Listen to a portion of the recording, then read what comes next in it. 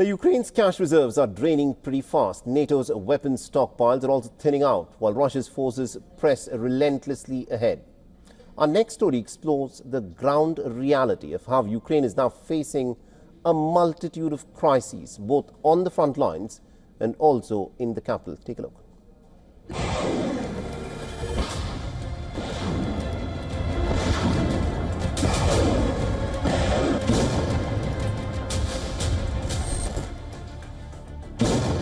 Ukraine is running on fumes.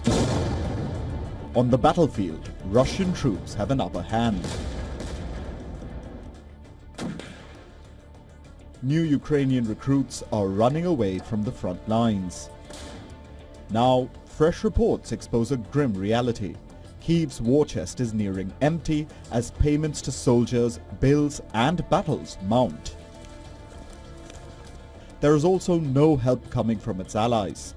Europe's promise to bankroll Ukraine now hangs over a yawning funding gap, with EU aid slowed by political wrangling and reform delays. The International Monetary Fund is raising alarms over Ukraine's budget moves as the new loan talks drag on. Russian aggression is growing.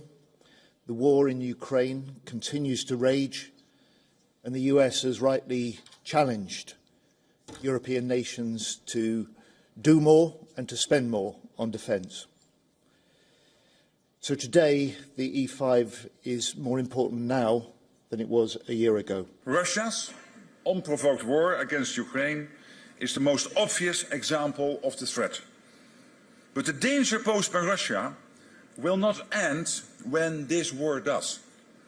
For the foreseeable future, Russia will remain a destabilizing force in Europe and the world. The need is urgent.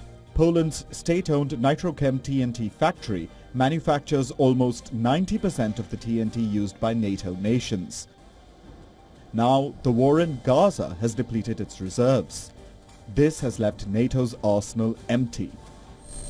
This isn't new. For years, NATO's warnings have been growing louder. Germany admits its ammunition stocks were barely enough for days. France says its artillery output is decades behind wartime needs. Britain confesses it can no longer produce shells fast enough to keep Ukraine firing. And now, the fresh TNT shortage has become the final choke point. Russia, meanwhile, manufactures what NATO makes in 12 months in just 3 months. A 4-to-1 advantage.